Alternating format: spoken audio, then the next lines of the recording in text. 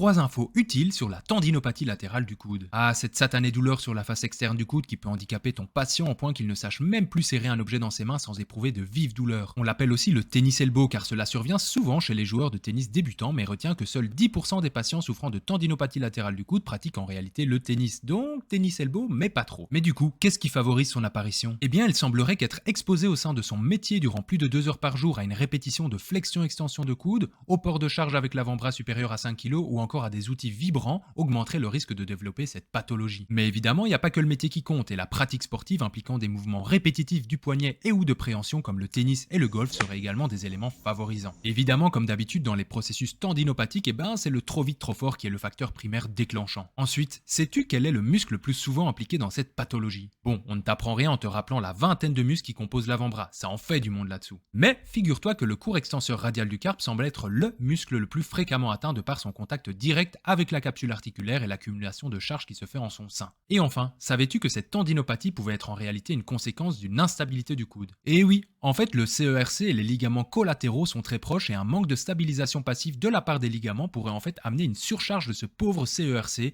qui devra assurer un double rôle pour lequel il n'est pas conçu initialement, ou en tout cas pas à ce point. Ah, et tu sais quoi, si tu veux en savoir davantage sur ce sujet, mais pas que, rejoins-nous sur la plateforme Full Physio où tu retrouveras des centaines de ressources utiles à ta pratique quotidienne. À très vite.